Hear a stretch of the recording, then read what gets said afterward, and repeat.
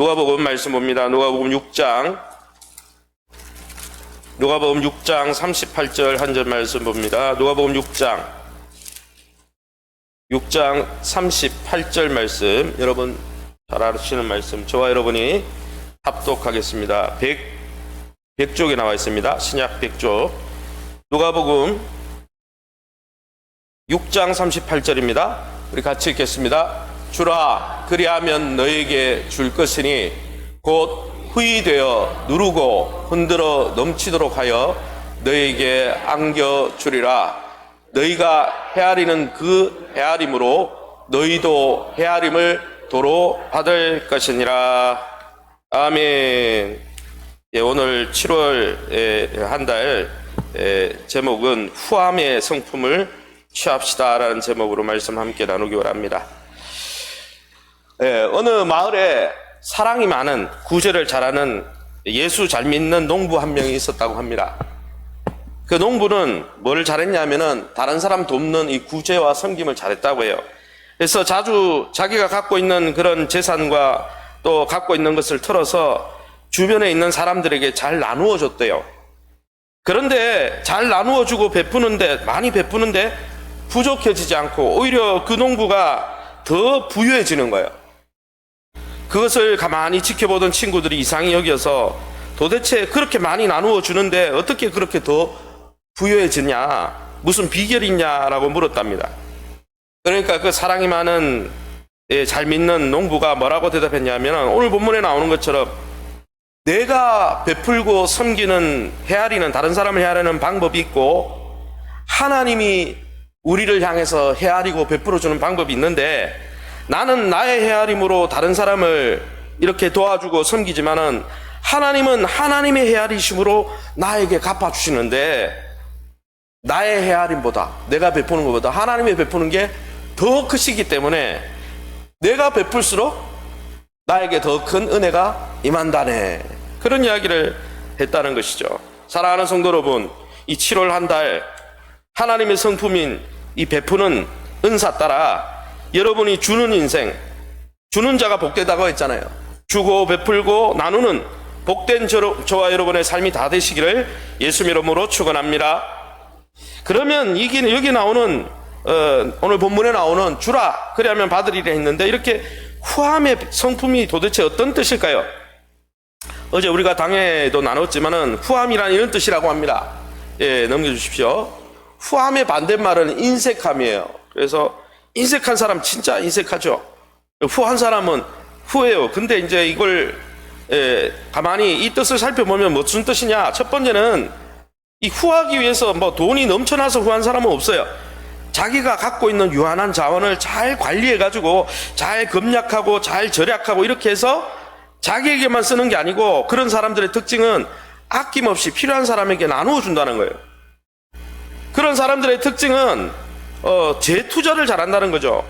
두 번째 뜻에 나오듯이 하나님이 우리에게 주신 여러 가지 것들이 있죠. 물질도 있고 또 은사도 있고 생명도 있고 시간도 있고 여러 가지 있는데, 그러한 것들을 재투자한다는 거예요. 어디에요? 구제하고 나누는데 재투자해가지고 뭘 하느냐?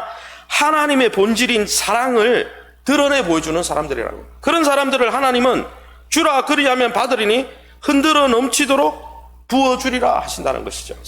사랑하는 성도 여러분, 제가 이렇게 여러 교회를, 이 교회에 오기 전에도 여러 교회를 섬겨보면은 꼭 돈이 많아서 또 부자들이 후한 건 아니더라고요. 제가 이렇게 다녀보면 기업이 몇 개가 되고 막 이렇게 하는데도 인색한 분은 전혀 섬길 줄 몰라요. 교회도 안 섬기지만은 다른 일도 안 섬겨요. 그런데 없는데 없어요. 그 집에 제가 뻔히 아는데 없는데 어떻게든 교회에서 뭘 한다 그러거나 구제를 하거나 아니면 성도들에게 나눔할 때 보면은 자기가 어떻게 절약해가지고 이렇게 나누는 분들이 있더라고요. 그런 나누는 분들이 오늘 본문에 나오는 듯이 주는 인생이죠. 그런 인생을 하나님이 헤아려 주신다는 것이죠. 할렐루야. 그러기에 저와 여러분이 하나님께 무한한 사랑을 받은 저와 여러분이, 모든 것을 받은 저와 여러분이, 모든 것의 주인 되신 주님이 우리에게 맡겨준 그러한 것들을 잘 재투자함으로 하나님의 사랑을 드러내 보일 수 있는 저와 여러분 될 수 있기를 예수 이름으로 축원합니다. 그러면 하나님이 왜 후함을 명하실까요? 왜 이렇게 나누어 주는 삶을 주는 자가 복되다가 왜 이야기하시는 걸까요? 그 하나님은 어떤 분이실까요? 오늘 성경 요한복음 8장 12절에 이렇게 말씀되어 있습니다. 우리 함께 읽어봅니다. 예수께서 또 말씀하여 이르시되 나는 세상의 빛이니 나를 따르는 자는 어둠에 다니지 아니하고 생명의 빛을 얻으리라. 아멘. 오늘 성경에 보면 예수님이 뭐라고 제자들에게 이야기합니까? 나는 어두운 세상을 비추는 빛이다 그랬어요. 그래서 예수를 믿고 쫓는 자들, 예수님이 살았던 그 삶의 후함에 풍성하게 나누는 그 삶을 따르는 사람들은 어떻게 된다고요? 어둠 속에 다니지 않는다 그랬어요. 어둠 속에 다니지 않는다는 표현을 영어 표현으로 잘 보니까 어둠 속에 방황하지 않는다 그랬어요. 여러분, 예수님이 오신 목적은 우리에게 세상의 빛으로 오셔서 어둠 속에 방황하는 우리의 인생이 더 이상 방황하지 않도록 하기 위해서 우리에게 생명의 빛으로 오셨다는 것이죠. 할렐루야. 하나님은 우리가 이 땅을 살면서 방황하는 인생 살지를 않기를 원한다는 거예요. 그런데 얼마나 많은 사람이 방황하고 있습니까? 삶의 목적을 잘못 잡아서, 방향을 잘못 잡아서 자신이 갖고 있는 유물을 떠나서 방황하는 인생이 너무 많아요. 그러게 사랑하는 성도 여러분, 저와 여러분은 세상의 빛으로 오신 예수님을 바짝 따르면서 그분을 닮은 삶을 살면서 방황하는 인생이 아니라 목적이 뚜렷한, 목적이 이끄는 인생을 살아가시기를 예수님 이름으로 축원합니다. 계속해서 주님은 또 어떤 분이십니까? 요한복음 1장 9절에 이렇게 말씀하고 있습니다. 같이 읽어보겠습니다. 참빛 곧 세상에 와서 각 사람에게 비추는 빛이 있었나니. 예수님을 참빛이라 했습니다. 진짜 빛이라는 거죠. 예수님은 어떤 분이십니까? 우리만 어둠 속에서 방황하지 않도록 생명의 빛으로 우리만 비추길 원하는 게 아니라 각 사람, 세상에 있는 모든 사람들에게 이 빛을 비추길 원하신다는 것입니다. 주님은 생명의 빛으로 이 땅에 오셔서 우리를 포함한 모든 사람들에게 당신의 빛을 비추길 원하십니다. 사랑하는 성도 여러분, 그러기에 이 7월 한 달 인생을 살면서 유일한 생명의 빛으로 오셔서 우리를 어둠 속에, 어두컴컴한 이 인생 속에 방황하지 않도록 인도하시는 하나님 앞에 감사하면서 그 주님을 바짝 쫓아가시기를 예수님 이름으로 축원합니다.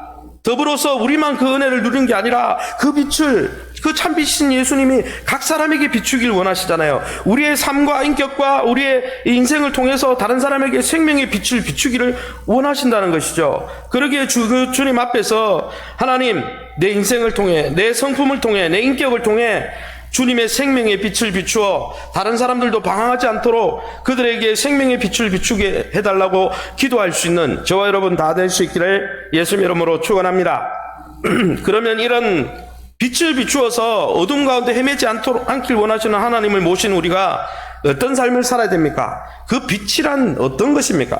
우리가 생명의 빛 대신 예수님을 반사시켜서 우리도 세상의 빛으로 살아야 되는데 그 빛은 구체적으로 어떤 것입니까?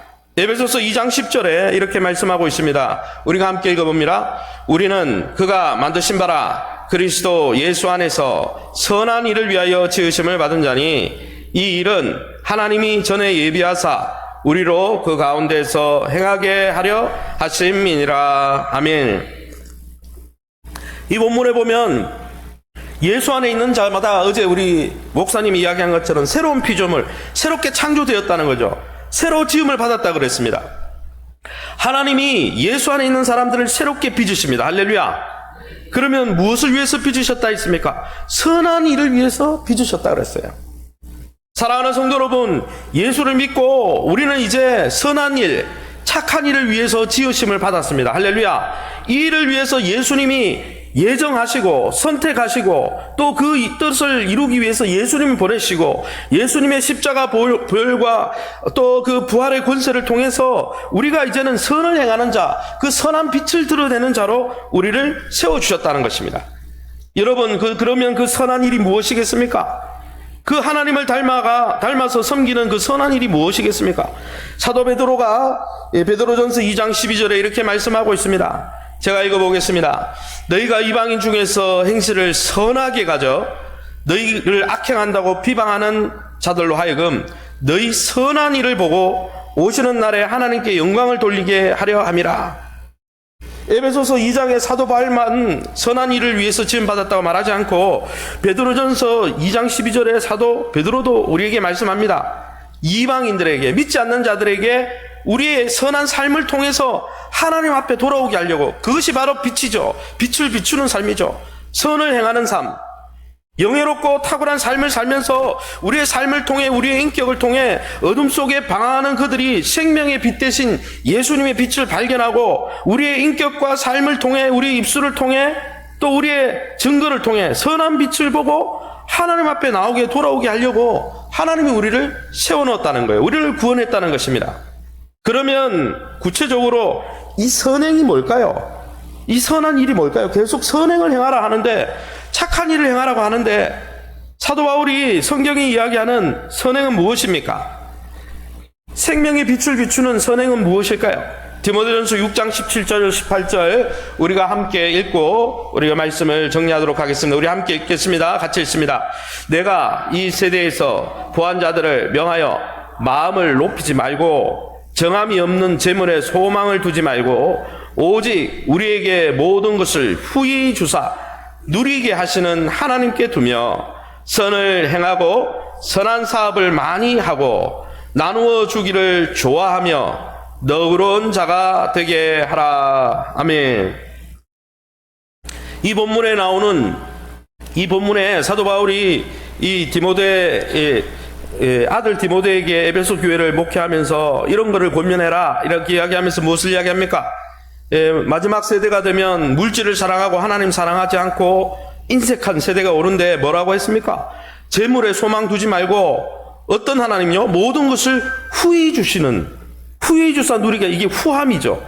후하게 주시는 하나님께 소망을 두게 해라. 또 하나님께서 우리에게 후하게 주시니까 후하게 주시는 하나님을 닮아 너희도 후하게 나누고 또 너그럽고 후한 인생을 살 수 있도록, 그게 여러분 방황하지 않는 인생이고 어둠에 거하지 않는 인생이고 복된 인생이라고 이야기하지 않습니까? 사랑하는 성도 여러분, 하나님은 우리에게 후하게 주시는 분이십니다. 할렐루야. 얼마나 후하십니까? 우리를 구원하기 위해서 아들까지 아낌없이 내주실 만큼 후하신 분이에요. 할렐루야. 우리를 죄 사해 주기 위해서 우리를 용서해 주시는데 후한 분이라고 그랬어요. 할렐루야. 하나님은 요만큼 용서해 주고, 그래 요만큼 용서해 줬으니까 너 그다음부터 용서 안 해줘가 아니라 아들까지 희생시킬 만큼 우리를 용서하는데 후하신 분이에요. 우리를 사랑해 주는데 후하신 분이에요. 물질뿐 아니라 아들까지 후하게 주신 분이시죠.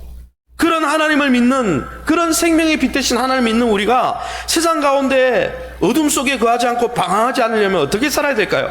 그런 후한 하나님의 성품을 닮아서 나누는 삶을 살아야 되는 것이죠.